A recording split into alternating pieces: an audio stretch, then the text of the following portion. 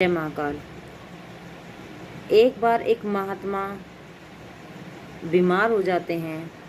उनके दो शिष्य होते हैं और वो सोचते हैं कि इन दोनों में से किसको अपना वारिस बनाया जाए।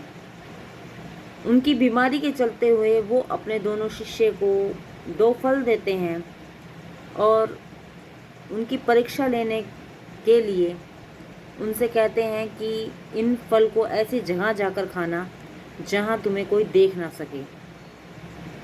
तो उसमें से जो पहला शिष्य होता है वो सोचता है मैं घर जाकर दरवाज़ा बंद करके अपने कमरे में बैठ के इस फल को खाऊंगा, और वो ऐसा ही करता है। जबकि दूसरा जो होता है वो जगह जगह भटकता है, परंतु वो कहीं भी बैठकर उस फल को नहीं खा पाता, क्योंकि उसको हर कण में, हर वस्तु में, हर इंसान में भगवान के दर्शन होते हैं। और इसी कारण उसको ऐसा लगता है कि परमात्मा की नज़र उसके ऊपर है, इसलिए अपने गुरु की अवहेलना ना करते हुए वो उस फल को नहीं खा पाता, क्योंकि उसको हर किसी में, कण कण में भगवान दिख रहे होते हैं। उसमें जो पहला शिष्य था वो सिर्फ कथा करता था, एक अच्छा वक्ता था, जबकि दूसरा जो शिष्य था उसको हर इंसान में, हर कण कण में परमात्मा का रूप दिखता था। इसलिए महात्मा ने ये सब देखते हुए उस दूसरे शिष्य को अपनी गद्दी का वारिस बना दिया। ईश्वर तो सर्वत्र सर्वव्यापक हैं, और जो इंसान ईश्वर का रूप हर मनुष्य में, कण कण में देखता है, वो ही ईश्वर का सच्चा भक्त है। अनेक में एक प्रभु का दर्शन करना भक्ति नहीं कहलाती।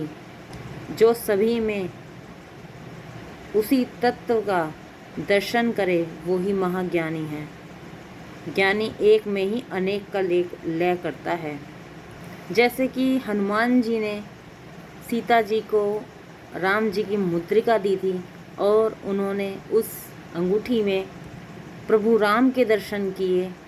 एक परमात्मा ही परम सत्य है, उसके सिवा कुछ भी सत्य नहीं है। जो परमात्मा का सच्चा भक्त होता है उसे ना तो अपने से ऊपर कोई नहीं दिखता और ना ही अपने से नीचे कोई नहीं दिखता। वो हर एक मनुष्य में परमात्मा के दर्शन करता है। वो जितना भी छोटा अपने आप को फील कराता है, वो खुद को दासों का दास बताता है। वो परमात्मा के साथ मिलकर जीने की कोशिश करता है और एक इंसान में परमात्मा के दर्शन करता है, और परमात्मा भी उसका साथ हमेशा देते हैं। क्योंकि सबसे बड़ी भक्ति यही है जब इंसान को हर एक मनुष्य में, हर एक स्थिति परिस्थिति, हर एक कण कण में परमात्मा का स्वरूप दिखने लग जाता है। वो इंसान सांसारिक होकर के भी प्रभु का प्रिय हमेशा रहता है। जय महाकाल।